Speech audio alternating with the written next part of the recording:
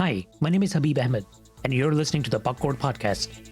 Each episode, I discuss different topics with different guests from all over the world, and we all have one thing in common: Pakistan. Today, we speak to somebody who is actually not from Pakistan. She's not of Pakistani descent either. Yet, she has built an affection for the country. Our guest is Dana Wang. Dana is a travel enthusiast, photographer, and a self-described food addict from Australia. She also studied law and recently graduated and got her first full-time job in Sydney. Yeah. I just graduated in December last year, so I only just began working in February this year. But I was only working in the office like one month, and then like 1 month in, everyone just had to start working from home. So I've been working out from home like since March. I work at an international law firm. I studied law and commerce. It's like quite different to like what people think I do. Yeah. Because little people think that I travel full time. Yeah, because it looks like it from your Instagram. You travel so much that it seems like you do it full time. I think it's even more interesting when people have full-time jobs and then they still manage to travel. Yeah, it's really hard to travel full time because I don't think it's that stable. Like for like a lot of people who are traveling full time now, they can't really stay in one place. Yeah. They have to stay at a hotel. Yeah. To follow Dana on Instagram and YouTube, just find the links on our episode description. She's visited Pakistan twice. A lot of her posts and stories on Instagram are related to her experiences in Pakistan. Today, we get to know Dana a little bit more as a person.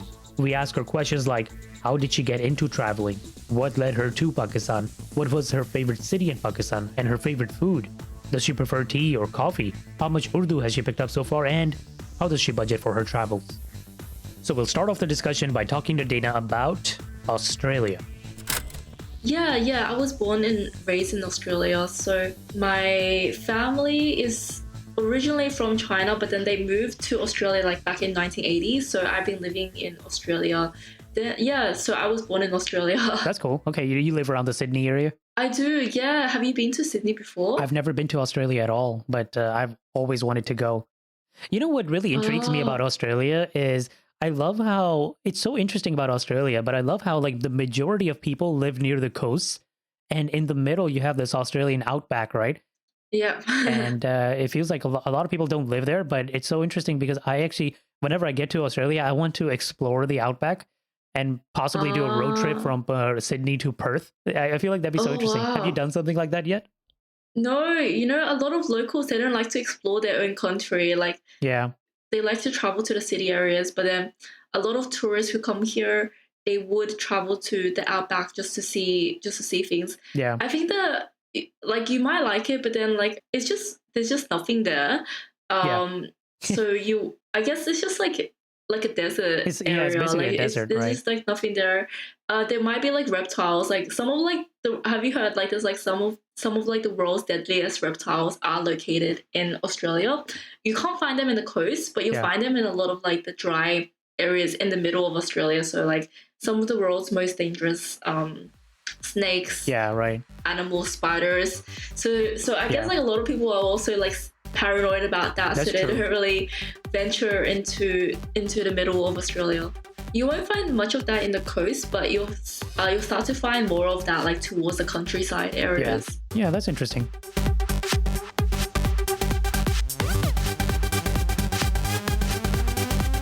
So at this point, I asked Dana, how did she decide to visit Pakistan? Right, so I traveled to Pakistan in 2018 and 2019. So beginning of last year and towards the end of 2018. And the main reason why I wanted to go there is before I went to Nepal, I never been to like any places with like a lot of culture because I just went to USA, and I feel like USA was like I didn't really get like any kind of culture shock. It felt like it was pretty much the same as Australia. But when I went to Nepal, I was like, wow, this is really cool. It's like totally different to like what like I'm used to. Mm-hmm. And then I was just like, I want to explore more places like Nepal where you kind of get like a different feel of culture where it's like really obvious that like the culture is completely different. And then I think I was just trying to look for places to go to. And then I was deciding between Iran Bangladesh and Pakistan. I think those places have a lot of culture, and I was like really interested in visiting one of them. Hmm. So then I was tossing between Iran, Pakistan, and Bangladesh. I decided not to go to Iran because I feel like Iran, it has mostly architecture and but it doesn't have that much nature. And then for Bangladesh, I don't think I went because it wasn't a good season to go. It was like the monsoon season, so there was too much rain and it was not a really great time to go. So I ended up going to Pakistan, and I started seeing a lot of photographs of Pakistan. I was like, oh wow, like that's really cool. I didn't know like they had like mountains, and I didn't know they had lakes. And so I thought that it would be ideal place to go to because it's like nature, architecture, and there's also food and culture. So I think that's why I ended up going to Pakistan because it had like a mix of everything. I see. And then how often have you been there? I've been there twice. So I went towards the end of 2018, and then I came back to Australia to work a bit, and then I went back in the beginning of 2019, like January, February kind of time. So I went around like autumn, winter period. I see. I see. That was about a year ago then the last time you went. It is, yeah. I've been quite keen to go back, but then just haven't really found the time. I was gonna go last year, but then last year was like my last uni year, Mhm. and you know, like during the last year of your university, like everyone is looking for jobs, and then so it wasn't really on my mind to travel when I had to like look for a job after I graduate. Yeah. So I was like kept quite busy last year, and then I was quite keen to go this year, but then with the pandemic, it's quite hard to tell like when you can travel, and also like I don't know like if I have enough leave to travel. Yeah. Did you have good company there? Like, or like you'd basically travel there by yourself, but did you have company there? Yep. So I did travel there by myself, but then I had some local friends, so I would travel together with them. But then there were some places I just traveled by myself. Completely by yourself. Yeah. So it was like a mix. It was like a mix of either meet myself Yeah. or with locals, and sometimes I'll just like bump into locals. So I remember like in Hyderabad, I was just by myself, and then I think I was a bit lost. This local noticed I was lost, and they invited me to the house. So sometimes like I was planning to travel by myself, but then I happened to bump into this local, and then the local would invite me to their house, and then they would accompany me to travel. Oh, that's cool. Yeah. How did you make these friends over there, the local friends in general? Like, did you know them from before, or did you just kind of find them on the internet, or did you just bump into most of them? Yeah, so it was like a mix. So I had like a couple of people I just bumped into. Like, Yeah. one of them I bumped into them like we were riding the same rickshaw, and then they were showing me like around their city, and they invited me to like their home. And then same for the other one. I think for the other one, they noticed that I looked a bit confused. So then they came to me, Help you out. yeah, to help me out. And then they had like a friend who was like living in Karachi, so they introduced me to their friend. So it kind of just like happened spontaneously. And then some other friends, some other locals, Mhm. they would reach out to me on via direct message on Instagram, and they'll ask me like. So I would have like photographer friends in Hunter who would reach out to me like, oh, you're in Hunter, like, would you like to visit like my home? And same with like someone from Skadu as well. So it was like kind of Very spontaneous. like a mix of like spontaneous or like people who message you and telling you like you're in the area, and if you would like them to show you around. Wow, that's really cool. So it seems like you were pretty busy there when you were there. It's not like you actually had a lot of time just sitting around, Yeah. and that's why the month and a half passed by so quickly. Yeah, it passed by so quickly. And I think it was really crazy because I didn't have that much time because I knew that I had to come back to Australia like by a specific date. So I tried to travel as much as I could within that period of time that I had. So I had to plan out every day to make sure that as long as I explored everything that I wanted to, then I move on to the next city. So I wouldn't say I haven't stayed in the city for longer than 5 days. Was most of the time you were spending outside of the cities, like northern Pakistan? Yeah. So the thing is, like, I didn't go at a good time. I went like around November, December, and that's like during winter time. So you weren't a lot of the roads they're blocked by snow, Oh, and also like a lot of the greenery they're all covered by snow. So a lot of trees they've lost their leaves, so you won't see that much greenery, Yeah. and you'll just see like a lot of things covered by snow, or like things aren't that green. The lakes are not. Actually, the lake is pretty blue, but like they're frozen, Hmm. or things are pretty hard to access. Yeah. So I didn't spend that long there. So I spent like a mix of time like between like the north and like the south. Right.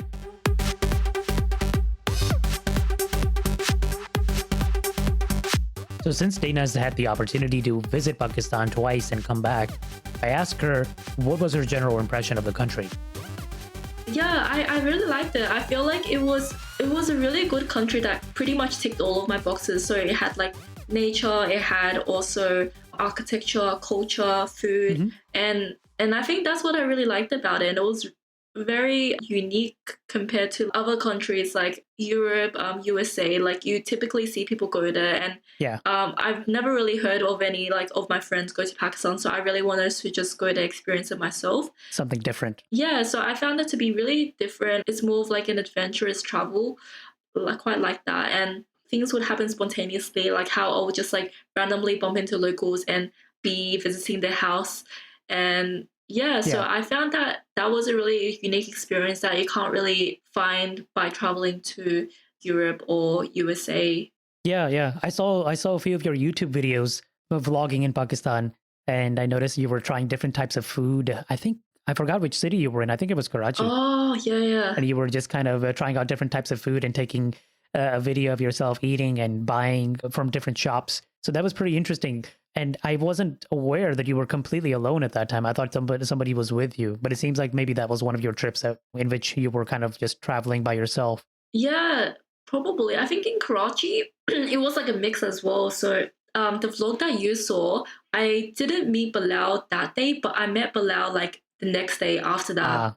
So you So took it on around. that day, I was exploring mostly by myself. And then Bilal showed you around and stuff. The next day, yeah. A little fun fact here. Dana is also a friend of another guest that we had on the podcast a while ago, Bilal Hussain from Karachi, episode number 10. Bilal is a doctor and also a travel enthusiast, and he takes time to show people around, especially in his home city of Karachi. Dana was actually one of the people that he showed around the city. We had a fantastic discussion with Bilal, actually, so if you haven't checked out episode number 10 already, I strongly recommend you do after this one. He's a great guy.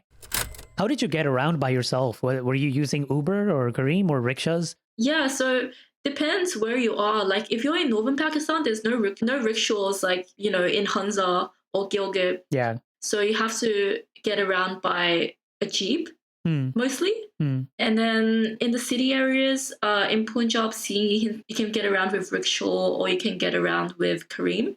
So it depends where you are. Yeah, because that's, I think, a lot of people, oftentimes they're more comfortable traveling to European countries or America. It's easy to get around and they know they'll be comfortable with speaking the same language that they normally know, right? Yeah. But going to countries like Pakistan, oftentimes people get intimidated, I think, by the language barrier and the confusion around getting around. Like, how would I get from A to B? Yeah. Were you ever afraid or nervous about traveling to Nepal or Pakistan because of that? No, I think like for me, I think that's the reason why I wanted to go because of people spoke different languages, because of the different cultures, and I liked how it was really different and out of my comfort zone. So I actually enjoyed that. I actually liked that That's aspect. Cool. Yeah. So you went to Karachi. Did you go to Lahore or Islamabad at all? Yeah. I went to Karachi and I went to Lahore, Islamabad. Was there a certain city that you liked most out of those? Out of those, I also went to Peshawar, and I think I like Peshawar the best out of all of them. I would say like Lahore or Peshawar. I really like the culture and the architecture. But for Peshawar, I really like the culture. It was really different to like Karachi, the rest of Pakistan, yeah, and Lahore. Right. Yeah, I thought it was like, I guess like because Peshawar is in KPK, so people speak Pashto, so it was pretty cool. And then like the way people dress was a bit different, just like different food. Like you would find like more of like the KPK food compared to like other areas of Pakistan. So yeah, I think I like Peshawar the most. And then I would say Lahore, and then Karachi. Karachi was really interesting for me because it was just like so big, and then just like so Hmm. much food. And then I would say Islamabad because I found that like I didn't really get like much of like a culture shock when I arrived in Islamabad because it looks so modern. It looks Yeah. just like I didn't really expect Pakistan to look like Yeah. Islamabad. It's not like a true representation because it looks just like a Western Yeah. country.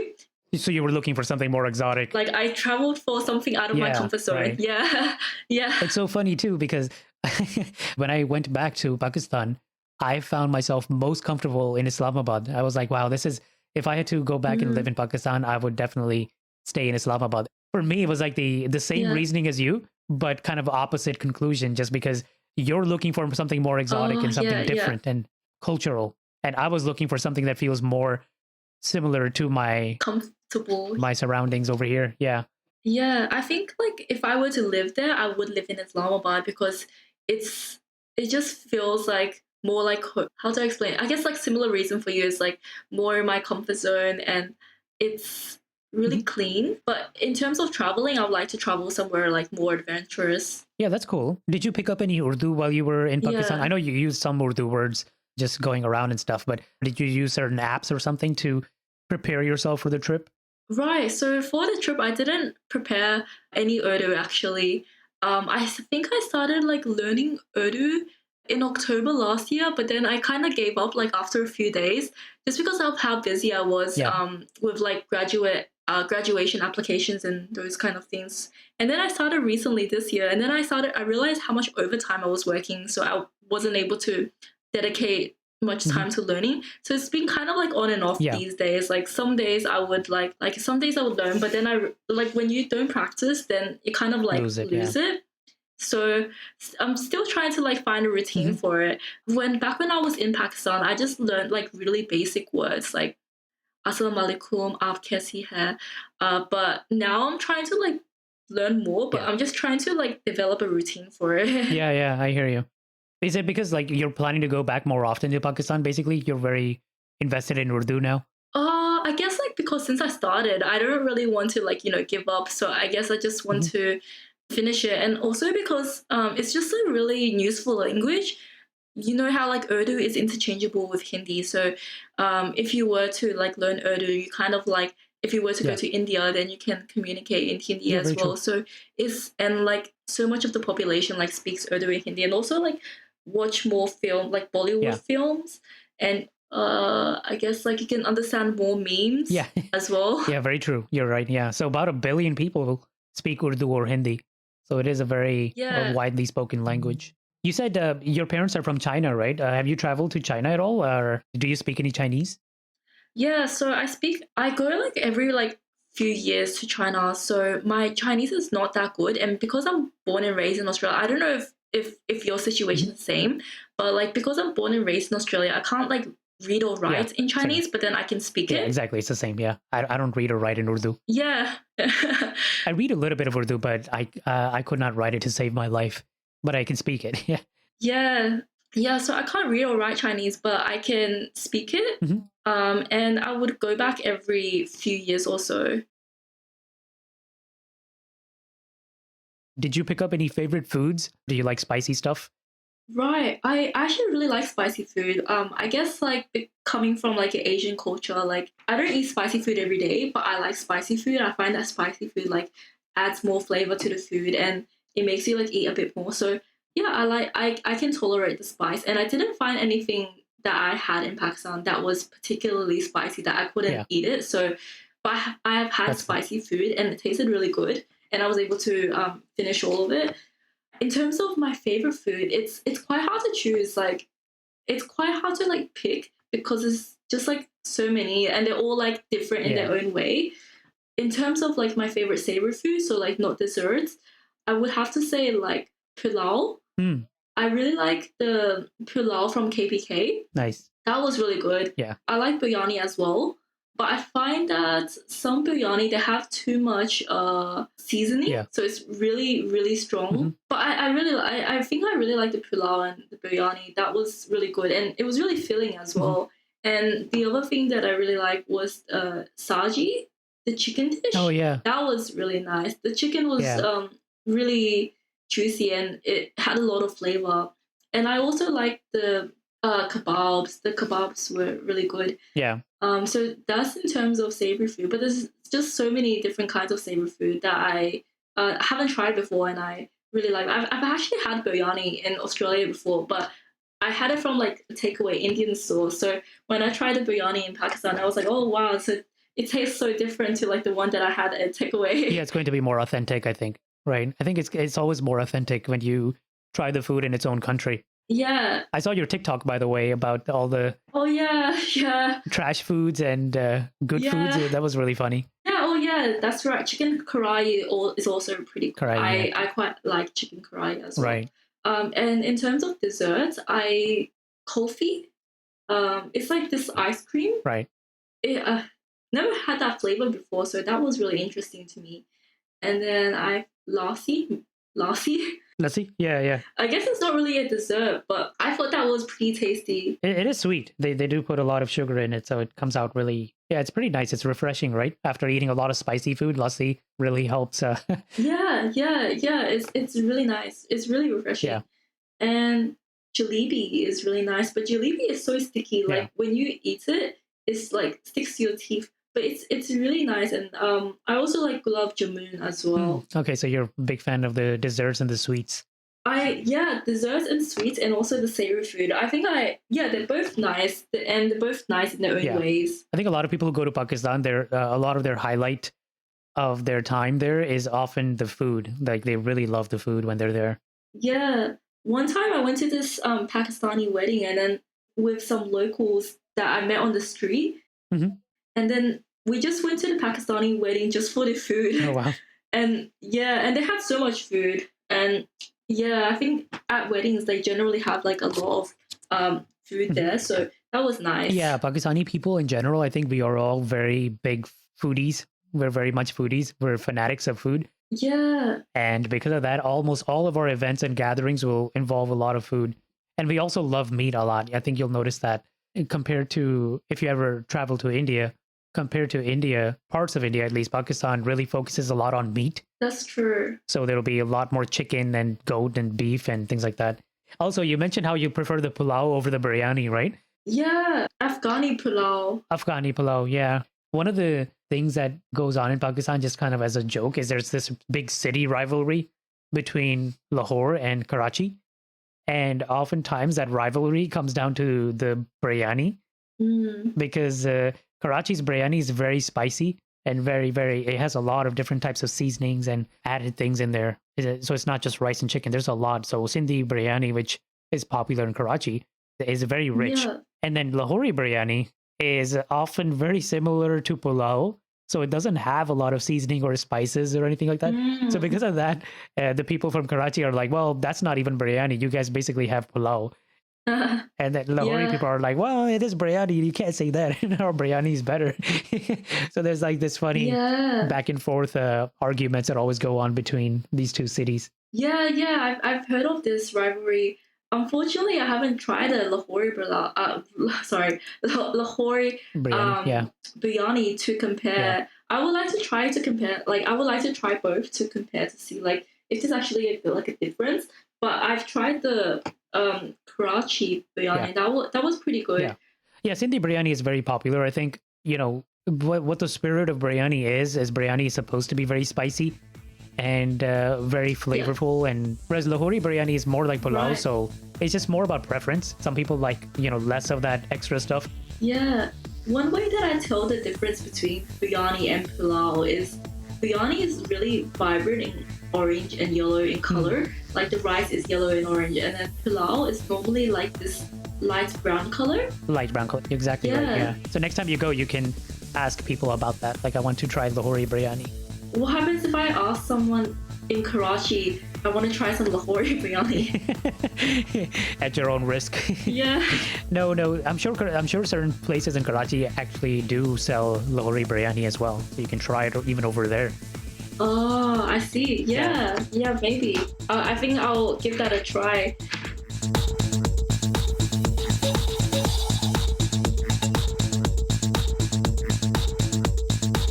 Are you a tea person or a coffee person? I like tea. A lot of people that drink coffee for caffeine, but I don't really feel like there's a difference. So when I drink coffee, I don't really feel like I get the energy boost. And yeah, and I find that tea is more calming as well. That's true. Like, you know how some people, they drink coffee and they feel like more hyper. But if you drink tea, it's more calming and relaxing. That's true. Yeah. And it just makes you feel more at ease. Yeah, very true. So do you drink green tea mostly or black tea? I drink green tea. I actually, what have I been drinking? I drink green tea and I also drink matcha, the Japanese one. Matcha. Yeah, yeah, yeah. Right. And I've also add some lemongrass to the green tea, and I also drink lavender. I sometimes like drink pure green tea, but I also sometimes drink like a green tea mix, like green tea plus jasmine tea, or like green tea plus lemongrass tea. Got it. If you think of Asia, like most of Asia don't drink coffee anyway. Like if you think about like China, they're famous for like Chinese tea. Japan, they're famous for Japanese tea. So I think because Pakistan, India, they're part of Asia, that it's like they generally would tend to go for tea instead of coffee. Yeah, that's true. That's very true.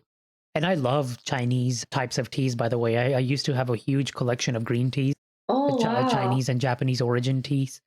They're really healthy. They're very healthy, exactly. They're really good for your health. Yeah. Yeah. They're very healthy. They're low in caffeine, so I'm kind of health conscious too, so I try to avoid caffeine. And I like those a lot. That's nice. The Pakistani tea is really different. The chai. Have you tried the chai tea in America? There's if you try to try chai tea in America, the flavor is totally different. Yeah, of course. I think Pakistani tea tends to be more milky, right? It's milky, but also the flavor is different. I think in America they put cinnamon in it. Oh yeah, that's true. And that can be optional too. You can ask them to remove the cinnamon. Yeah. I think there's different styles of making tea. Oftentimes I think the tea in America is the chai tea over here is more from a certain area of India which uses all those different types of spices. So that's where that comes from. And Pakistani tea is a little less in spices and more milky in general. That's how people tend to like it. They often call it dudh patti. Oh, wow. So it's instead of boiling water and then putting tea inside the water, people often they just boil milk instead and they put tea inside the milk. So there's no water. Oh, wow. At all. But that's a different type of tea. But you might have drank it most likely in Pakistan while you were there. Yeah, I haven't had it for a long time. I was thinking of making it myself. Yeah. Since traveling is not a full-time job for Dana, I ask her, how often does she manage to travel? Especially with school and a full-time job on her plate. I don't travel that much, actually. So because I got a full-time job now, I think that the only time that I can travel is when I take leave. And I only have like around like roughly 20 days of leave, which it's equivalent to around like 4 weeks. So I guess I only can travel like 4 weeks per year. But back during my university years, I was able to travel a bit more, but I didn't have money, and that's the problem.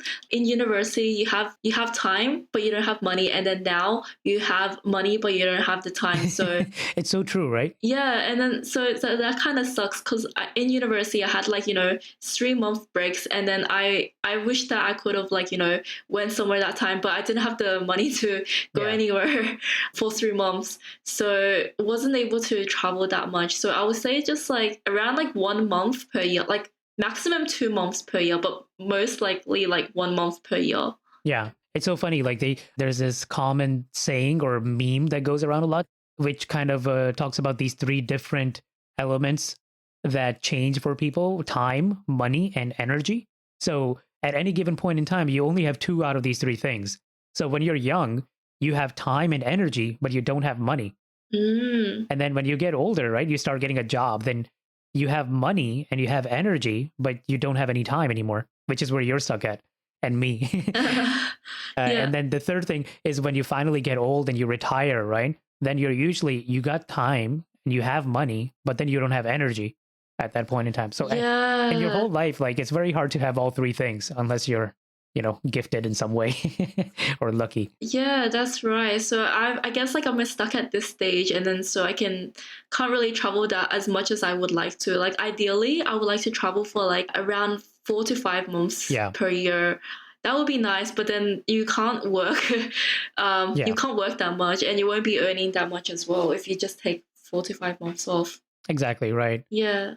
I remember when I started working, I don't know how you're feeling, but when I first started working, the first year was very difficult because in university, you still have a lot of free time to spend time with your friends or, enjoy like winter breaks, summer breaks, things like that, and travel and whatever you want to do in your free time. But when you start working, then it gets harder to take time off. So my first year in my job, working an office job was Mm. so tough. I was like, I don't want to do this. I want to leave. I want to travel. I wanted to budget or start a business or something like that just to get out of the corporate world. The first Mm. year was kind of tough to adjust. And I think a lot of people go through that. And then after a while, you get adjusted. And Yeah, I kind of know what you mean because I don't know about you, but then working at a law firm, I've had like so much overtime and I didn't really expect to like, get that much overtime. Mhm. And I've had days where I finish like around 11 p.m. Some days I finish Wow, at 12 a.m. And then I just get home, sleep, and then I would just go back to work. And I have some colleagues who finish around 3 a.m. Hmm, every day. And I'm just like, oh, how that's can people insane. do this? They don't even have like work-life balance. So That's really I'm trying bad. to like in the future I hope to like find a role with better work-life balance. Yeah, that's the thing. And usually it's unfortunate, but a lot of firms and a lot of companies, they hire college kids, meaning, fresh graduates, Yeah. in the expectation that these kids will work really hard and they'll spend, all their time to work because they want to build their career, right? And they usually take that to their advantage. So when these kids graduate, they put them to work really, really, and they burn them out a lot. That's actually what was kind of happening with me as well. I worked in consulting, so I wasn't working, thankfully, till 3 in the morning usually, but Yeah. like it was basically just any free time that I'd have in the day was for a breakfast, lunch, and dinner, and then driving home, driving to work. But then in between, even when I got home, I would have dinner and then I'd log back into work because there was just so much stuff to do. Oh, That wow. really contributes to burning you out a little bit too. I wish companies would understand that a little better. But then thankfully, there is a silver lining, which is usually after a year or 2 years, like you can find another job and get a little bit more work life balance back. Yeah, yeah. I guess like that's the scary thing about like your first year in a job because they just try to work you really hard, but Yeah, then like you said, like once you have some experience, they can move firms and then to a firm like with better work life balance. So I'm exactly. trying to do that in sometime in the future, but right now trying to just make my resume look better. Yeah, yeah, I hear you. I know you probably chose law for a reason. You enjoy it, I'm sure. It is probably what you wanted to do as a career for a big chunk of your life, at least. So it's not that you're not motivated. It's just that you still want to live a little bit of your life outside of work as well Yeah, for that's yourself. And right. that's what Yeah. companies don't often understand. Yeah, yeah, it's a big change. I'm still trying to balance it with like I'm still trying to like figure out how I can travel like this Yeah, like for the rest of my working life because it seems so short, like just a few weeks of leave. per year, right? Yeah, it's very small. Yeah. Yeah, that's what I was thinking too. Like over here, at least in the US, you get about 3 weeks of time off with a professional job, right? But 3 weeks is Mm. it's not that great compared to how much time off you get during your time in university, in college. You can't Yeah. compare that to your spring breaks and your winter breaks and your summer breaks and all the time off between semesters and stuff. So Yeah. I know what you mean. Takes a little bit of time to get adjusted to, but I think companies are getting better at work-life balance slightly over time. Mm. Working from home is one thing. You can take sabbaticals every now and then, maybe, or just switch jobs. And when you switch jobs, you can start your following job in another, 2 months or something. You can negotiate the timing with them and then take that 2 months of time off Oh, sweet. to travel. A lot of people do that. Oh, that's a good tip actually. I'll keep that in mind for in the future. Yeah, yeah.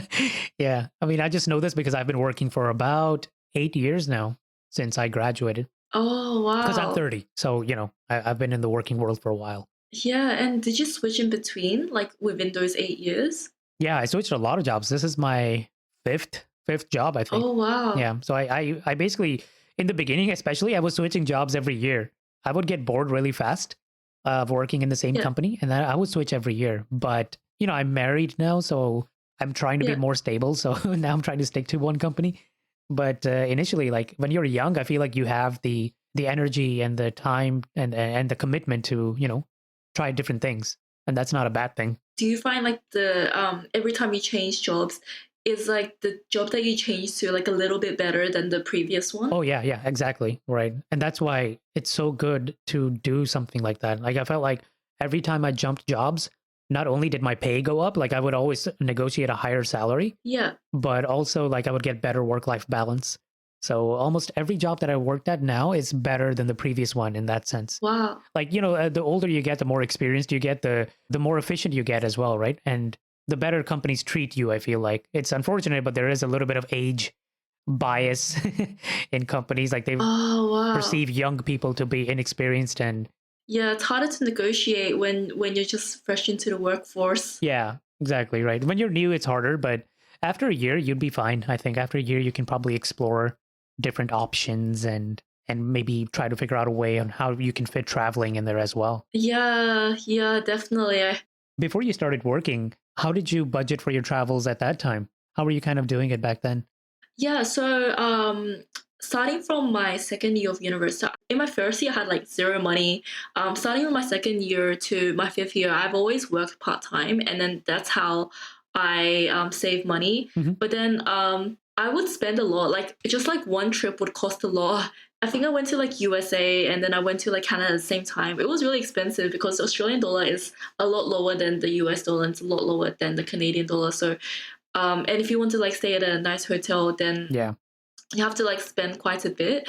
So I have a problem. I guess like I don't really have a really good budget. You just go with the flow. Yeah, but I did like I would save a lot from my part-time jobs, and that would be like my main source of income for spending on travels. Yeah. And what got you into traveling so much?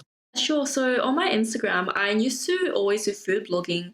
And then I've been doing food blogging since like 2015, 2016. But then around 2017, I started to feel a bit bored and it just didn't excite me in it anymore. It didn't motivate me to like go out and take food photos. And then I saw some people who posted travel photos and I was like, oh, that's pretty cool. I've never done like travel photography before. And then so I started doing some travel photography in Australia. But then because Australia doesn't have like too many places that I wanted to go to, like I saw like a lot of photos of New York and I thought that was pretty cool. And I saw a lot of photos of Canada with like lakes and mountains, and I was like, that would be like much nicer to take photos of. And then so I would travel mainly for the purposes of photography. So I would go to like really photogenic places for my travels. I went to like New York and I took photos of the Empire State of Building, and then I went to LA, and so that was at the beginning of my travels. Yeah. I also went to Nepal. I don't know why I went to Nepal, but I think I was just very curious about it, and my friend recommended me, and then actually I really liked it. It was a really good opportunity for photography, and I definitely think that my photography skills improved there. So I think the reason why I travel is because I used to do food photography, but then I have grown out of it and I wanted to venture in some different kind of photography, and I got into travel photography. And in order to do travel photography, you need to travel. So that's how I got into traveling. That's pretty awesome. Yeah.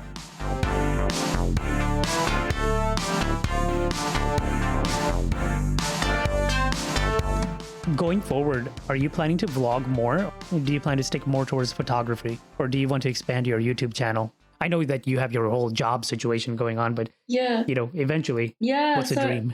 Yeah, I've been wanting to, but then I have like a lot of content that I haven't edited yet. So I was planning to like edit it, but then I haven't really got the motivation these days because of like work. And sometimes when you don't have motivation, you don't feel like editing. But I have a lot of like content on my camera, and I have like not necessarily like travel content, but just like random like content ideas. But then I haven't really had the time to like sit down and film it and then edit it. And then but yeah, I haven't really found the motivation these days to vlog. And I think like in terms of photography, I'm just like posting a lot of like my previous travels. I think like a lot of people, like because they can't travel, they're posting like previous photos. Ideally, I would like to do a mix of both, but just depends on like my motivation and also like the amount of time that I can commit. Right. Yeah, I understand. I mean, as with the podcast, for example, I have to edit. I try to allocate time for that every day or every other day. But then there's days where I don't feel motivated, and then I won't have an episode out for weeks. Yeah. But I try to put out an episode every other week or so. That's really good. What helped me at least is doing like, because if you imagine how much editing you have to do, imagine you have to do 5 hours of editing, then obviously you'll be like demotivated. You'll be like, I don't want to do this. But what I started doing was I started doing like, okay, I want to do just 15 minutes a day. That's it. Oh, that's good. And then when you do 15, oftentimes that you'll extend that to 30 minutes. And then slowly after a week, it adds up. And then next thing you know, you're done. So you just have to like do it, a little bit per day at a time. Because obviously nobody has like hours and hours to do in one day. You have other things to do as well. So that's what helped me. Yeah, that's right. Yeah.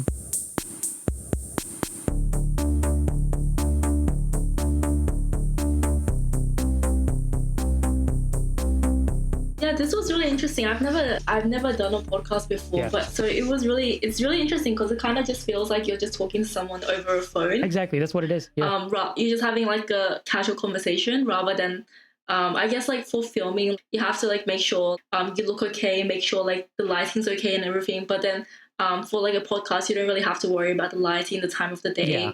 Yeah, so it's actually like pretty cool. It's mostly just other things with the podcast. Think of like a radio show, right? So, but what I try to do in the podcast is, for example, you and I have been speaking for about an hour and a half now.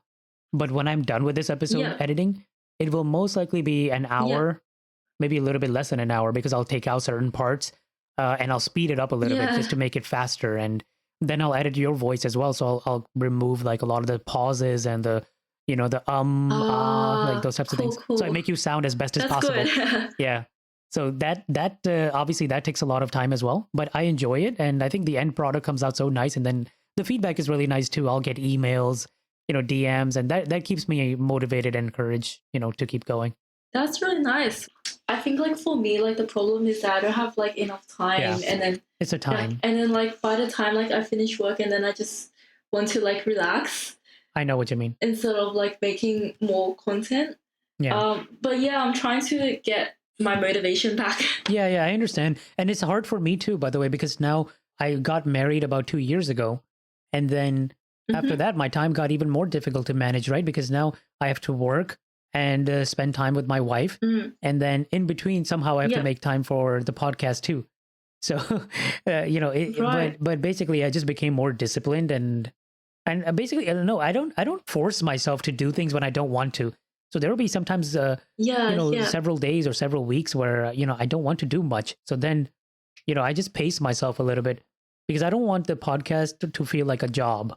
Like it's a hobby, right? And similar for you, you don't want it to feel like a job. Yeah, know what you mean. Like you just pace yourself a little bit just for putting content out so that your, people who follow you can continue to see you. Like, oh, where's Dana now? Or what is she up to? They're like that kind of stuff. But obviously, they wouldn't want you to do that at the expense of your health and your own satisfaction. So yeah, that's true.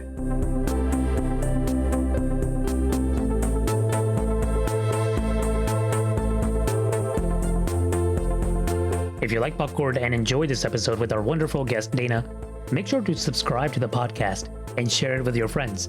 As mentioned earlier, you can follow Dana by finding the links in our episode description. And while you do that, leave some feedback on our Instagram or our website for this episode. And finally, as always, feel free to email us at hello@popcorn.com or DM us anywhere on Instagram or Facebook for any comments, suggestions, or questions. We're always open to that, and we always appreciate feedback. Have a lovely day, and we'll see you next time. Khuda Hafiz. Thank you. All right, thanks, Have a good Dana. day. Take Bye. care. Good night.